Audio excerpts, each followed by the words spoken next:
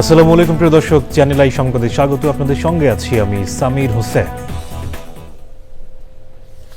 বিস্তারিত সংবাদের শুরুতে জানিয়ে দিচ্ছি ফ্রেশ আটা ময়দা সুজি সংবাদ শিরোনামগুলো। ফ্যাসিস্টরা আর ফিরতে পারবে না, জাতির উদ্দেশ্যে ভাষণে বললেন প্রধান উপদেষ্টা। নির্বাচন ও গণভোট বাংলাদেশের ভবিষ্যৎ পথরেখা নির্ধারণের ঐতিহাসিক মুহূর্ত মন্তব্য। মহান বিজয় দিবসে মুক্তিযুদ্ধে বীর শহীদদের প্রতি রাষ্ট্রপতি ও প্রধান উপদেষ্টা শ্রদ্ধা। স্বাধীনতার সুফল জনগণের কাছে পৌঁছে দেওয়ার প্রত্যয়। এবং হৃদয়ে লাল সবুজ বিজয় ৫৪ বছর স্লোগানে চ্যানেল আই প্রাঙ্গণে বিজয় দিবস উদযাপন। স্বাধীনতা সার্বভৌমত্বের প্রশ্নে অবিচল থাকার প্রত্যয়।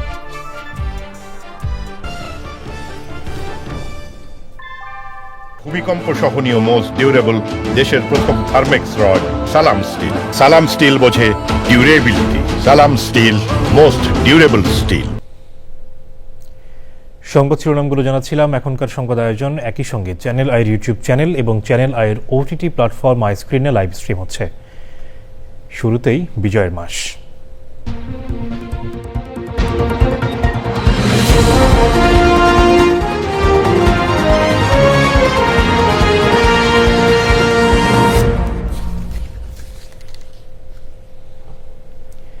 জাতির উদ্দেশ্যে ভাষণে প্রধান উপদেষ্টা অধ্যাপক ডক্টর মোহাম্মদ ইউনূস বলেছেন, বাংলাদেশের ভবিষ্যৎ পথরেখা নির্ধারণের এক ঐতিহাসিক মুহূর্ত হবে এবারের নির্বাচন ও গণভোট।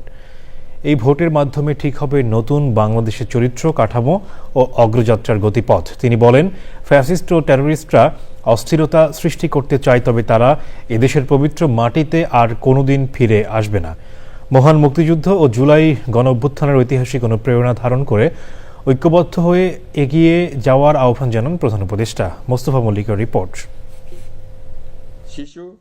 মহান বিজয় দিবস উপলক্ষে সন্ধ্যা ৬টায় জাতির উদ্দেশ্যে ভাষণ দেন প্রধান উপদেষ্টা ডক্টর মোহাম্মদ ইউনূস। বাংলাদেশ টেলিভিশন, বেতার সহ সব বেসরকারি টেলিভিশন ভাষণটি সরাসরি সম্প্রচার করে। বিশ্বজুড়ে বসবাস করা সব বাংলাদেশিকে বিজয়ের শুভেচ্ছা জানিয়ে প্রধান উপদেষ্টা গভীর শ্রদ্ধার সঙ্গে স্মরণ করেন মুক্তিযুদ্ধ সহ স্বাধীনতার জন্য আত্মত্যাগ করা বীর যোদ্ধা ও শহীদদের। প্রধান উপদেষ্টা বলেন, পরাজিত শক্তি ফ্যাসিস্ট টেররিস্টদের সব অপচেষ্টা ব্যর্থ করে দেয়া হবে। শরীফ ওসমান হাদির উপর সম্প্রতি যে হামলার ঘটনা ঘটেছে, তা শুধু একজন ব্যক্তির উপর আঘাত নয়, এটি বাংলাদেশের অস্তিত্বের উপর আঘাত, আমাদের গণতান্ত্রিক পথ চলার উপরে আঘাত। যারা এই ষড়যন্ত্রে জড়িত, তারা যেখানেই থাকুক না কেন, তাদের কাউকে ছাড় দেওয়া হবে না। পরাজিত শক্তি ফ্যাসিস্ট টেররিস্টদের এই অপচেষ্টা সম্পূর্ণভাবে ব্যর্থ করে দেওয়া হবে। পরাজিত ফ্যাসিস্ট শক্তি এদেশের পবিত্র মাটিতে আর কোনো দিন ফিরে আসবে না। অধ্যাপক ইউনূস বলেন, পুরনো আমলের দাসত্ব মেনে যারা আছেন তাদেরকে দাসত্ব থেকে বের হয়ে আসতে হবে। আমরা তরুণদের রক্ষা করব। এখানে পুরনো আমলের দাসত্ব মেনে যারা আছে তাদেরকে দাসত্ব থেকে বের হয়ে আসতে হবে। উৎসবমুখর শান্তিপূর্ণ নির্বাচন করে আমরা সবাই মিলে দেশের উপর আমাদের পরিপূর্ণ দখল প্রতিষ্ঠিত করব। নির্বাচন অবধি আর বাকি মাত্র 2 মাস। আমরা তাদের উপর নজর রাখব এবং বাকি দিনের প্রতিটি দিন উৎসবমুখর করে রাখব। আসন্ন নির্বাচন ও গণভোট বাংলাদেশের ভবিষ্যৎ পথরেখা নির্ধারণের এক ঐতিহাসিক মুহূর্ত, মন্তব্য প্রধান উপদেষ্টার। এবারের নির্বাচন ও গণভোট বাংলাদেশের ভবিষ্যৎ পথরেখা নির্ধারণের এক ঐতিহাসিক মুহূর্ত।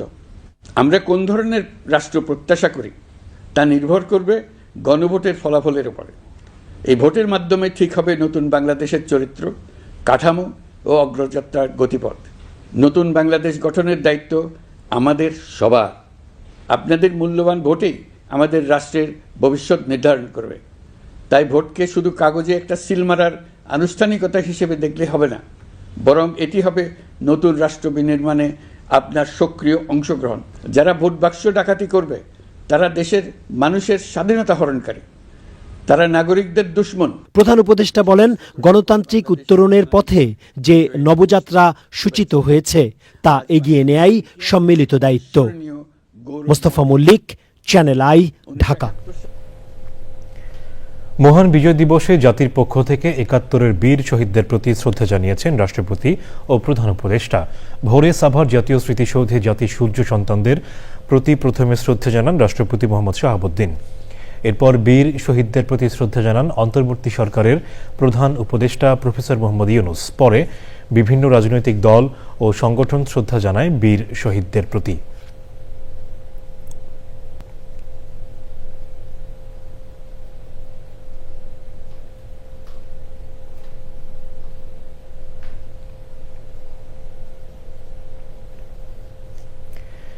হৃদয়ে লাল সবুজ বিজয় ৫৪ বৎসর স্লোগানে চ্যানেল আই প্রাঙ্গণে উদযাপিত হল বিজয় দিবস ২০২৫।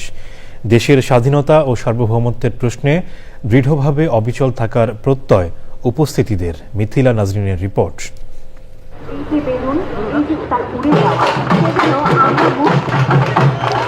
মহান মুক্তিযুদ্ধে আত্মত্যাগকারী বীর শহীদ, বীরাঙ্গনা ও মুক্তিযোদ্ধাদের স্মরণে চ্যানেল আই প্রাঙ্গণে বিজয় দিবসের বিশেষ আয়োজন। দেশের স্বাধীনতা ও সার্বভৌমত্ব রক্ষায় যারা অবিচল থেকে মুক্তিযুদ্ধে অংশগ্রহণ করেছেন এবং পাকিস্তানি হানাদার বাহিনীর হাত থেকে দেশকে মুক্ত করতে লড়াই করেছেন, সেই বীর মুক্তিযোদ্ধাদের স্মরণ করা হয় অনুষ্ঠান স্থল থেকে। সম্মানিত করা হয় সারা দেশ থেকে আসা ১০ জন মুক্তিযোদ্ধাকে। বাংলাদেশ শান্তির বাংলাদেশ, যেই বাংলাদেশে স্বাধীনভাবে ঘুমাতে পারবে মানুষ, শান্তিভাবে ঘুমাতে পারবে, সেই বাংলাদেশ আমরা চাই। এই খুন খারাপি মারামারি এটার জন্য আমরা যুদ্ধ করি নাই। শান্তির দেশ দেখলে মুক্তিযোদ্ধারা শান্তি পাবে। ২০২৫ সালের বিজয় দিবসের দিনে এই যে মজুমদার সাহেব যে আয়োজনের অনুষ্ঠান করছে, এই জন্য আমরা মুক্তিযোদ্ধাদের পক্ষ থেকে তাকে ধন্যবাদ জানাই। তোমার বসে থাকার সময় না, তুমি ভারত চলে যাও, দেশের জন্য কিছু করো। আমার মা নেই, স্বাধীনতার সময় সে দেখি মা মৃত্যুর শয্যায়, আমি তাকে জীবিত পাইনি। ঢাকার নন্দীপাড়া শেখের জায়গা যেটা, এখানে আমাদের শেষ যুদ্ধটা হয় 11ই ডিসেম্বর। এখানে প্রায় 500-র উপরে আর্মি এসে আমাদের আক্রমণ করে। সেখানে আমরা আল্লাহর অশেষ রহমতে সেদিন 100-র উপরে আমরা পাক আর্মি মারছিলাম। মহান মুক্তিযুদ্ধের আদর্শকে ধারণ করে বহুদূর এগিয়ে যাবার প্রত্যয় তুলে ধরেন সবাই। এই বাংলাদেশের আত্মত্যাগ যারা করেছেন, যারা মুক্তিযোদ্ধা, যারা বিভিন্নভাবে নির্যাতিত হয়েছেন, তাদের কথা কিন্তু আমরা যদি ভুলে যাই তাহলে কিন্তু তাদের রক্তের সাথে বেইমানি করা হবে। সুতরাং ৭১কে ভুলে গিয়ে কোনো কিছুই কিন্তু এগোতে পারে না। ৭১ আমাদের চেতনা, ৭১ আমাদের সবকিছুর ঊর্ধ্বে, এবং ৭১কে ধারণ করেই কিন্তু আমাদের এগিয়ে যেতে হবে। আমাদের বিজয় শাশ্বত হোক, বিজয় চিরায়ত হোক, আমাদের মানুষের অধিকার উজ্জিত হোক, আমাদের স্বাধীনতা সুরক্ষিত হোক। আজকে মুক্তিযুদ্ধের পক্ষের শক্তি যারা যেখানে আছেন, আমাদেরকে ঐক্যবদ্ধ হতে হবে। ৭১-এর মুক্তিযুদ্ধের পরাজিত শত্রুদেরকে আর কোনোভাবেই সহ্য করা যাবে না। আমি অত্যন্ত গর্বিত এবং পুলকিত বোধ করছি একঝাঁক বীর মুক্তিযোদ্ধাদের সাথে দাঁড়িয়ে কথা বলতে। এটি কারো একার নয়, এটি 18 কোটি মানুষের বাংলাদেশ। আমরা আমাদের এই ধনধান্যে পুষ্পে ভরা এই সোনার বাংলাদেশকে আবারও আমাদের সমৃদ্ধ করতে চাই।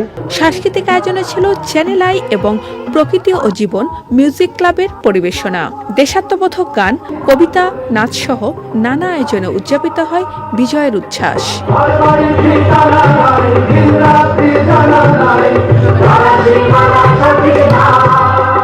স্বাধীনতায় তুমি বটের ছায়ায় তরুণ মেধাবী শিক্ষার্থী স্বাধীনতা কথার জয়খানি লেগে সতেজ ভাষণ।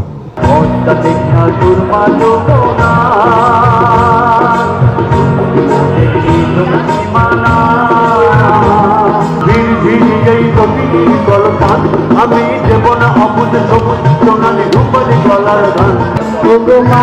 তোমায় দেখতে দেখতে আসি না ফিরে, তোমার দুয়ারাজি খুলে গেছে সোনার মন্দিরে। অনুষ্ঠানের সার্বিক সহযোগিতায় ছিল ইউনিভার্সাল মেডিকেল কলেজ হাসপাতাল।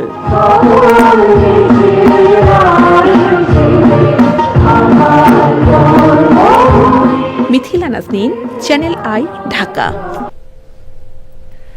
1972 সালে 26শে মার্চ স্বাধীনতা দিবসে সে সময়ের দৈনিক বাংলায় প্রয়াত রাষ্ট্রপতি জিয়াউর রহমানের একটি লেখা প্রকাশিত হয়েছিল একটি জাতির জন্ম শিরোনামে। পরে 1974 সালে সেটি সাপ্তাহিক বিচিত্রায় পুনঃ প্রকাশিত হয়। কুমিল্লা ক্যান্টনমেন্টে 72-এর 22শে মার্চ এক রাতে লেখা জিয়াউর রহমানের ঐতিহাসিক নিবন্ধটি যার হাত ধরে দৈনিক বাংলায় পৌঁছেছিল তিনি পত্রিকাটির তৎকালীন তরুণ রিপোর্টার মঞ্জুর আহমেদ। নিউ ইয়র্কে মঞ্জুর আহমেদের সঙ্গে কথা বলেছেন চ্যানেল আই-এর রিপোর্টার শৌমিক আহমেদ। 1972 সালের মার্চ মাসের 22 তারিখে অফিসে বসে তার সাথে আমার প্রথম আলাপচারিতা শুরু হলো। আমি নিউজ প্রিন্টের প্যাড নিয়ে গেছিলাম। তো ধরেন তখন বাজে 4:30-5টা, তখন থেকে তার সাথে কথা শুরু হলো বোধ হয় 11:30, 12টা, 12:30 পর্যন্ত একটানা আমরা কথা বলছি। তো উনি একটা খুব মজার কাজ করলেন।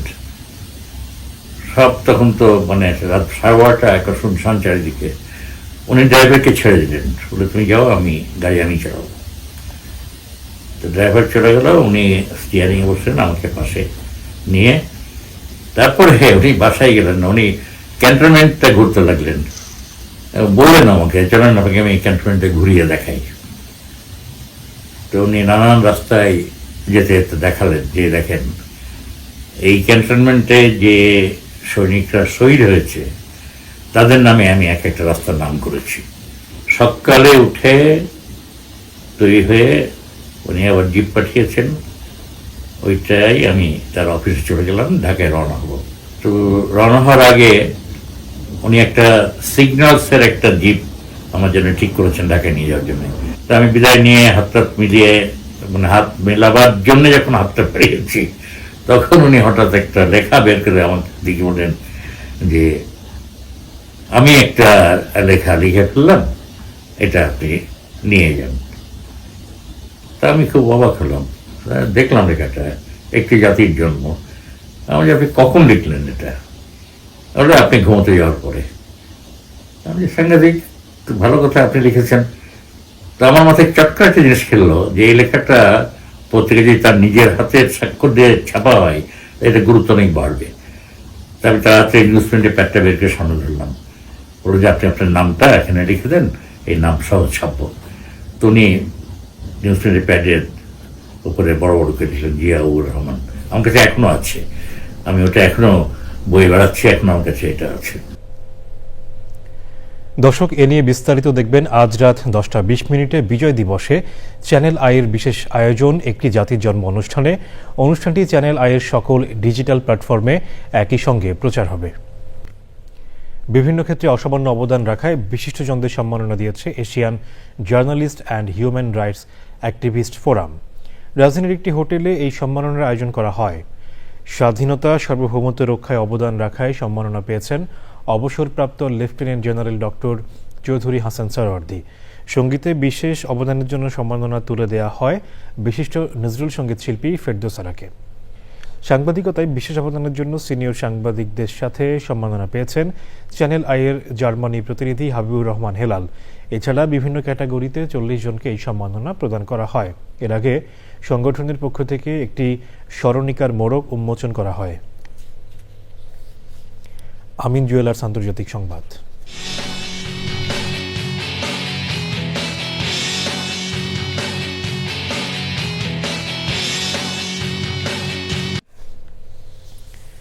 পূর্ব প্রশান্ত মহাসাগরে আন্তর্জাতিক জলসীমে মার্কিন নতুন হামলায় অন্তত 8 জন নিহত হয়েছেন।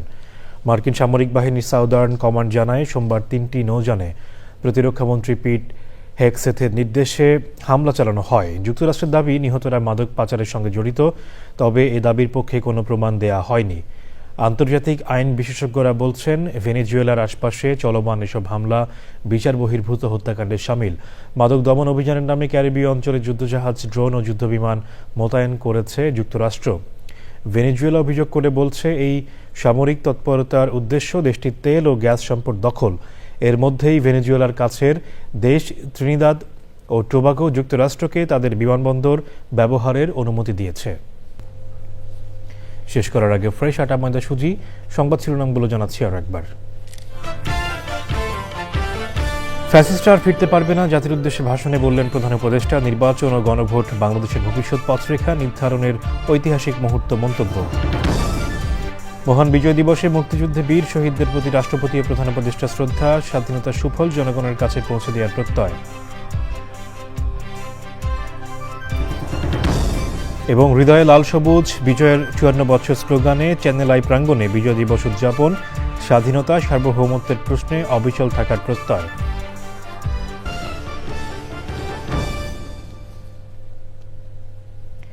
দর্শক, চ্যানেল আইয়ের সর্বশেষ সংবাদ জানতে ভিজিট করুন channelionline.com-এ। যুক্ত থাকুন আমাদের সোশ্যাল মিডিয়া প্ল্যাটফর্মগুলোর সাথে। এতক্ষণ সাথে থাকার জন্য ধন্যবাদ সবাইকে।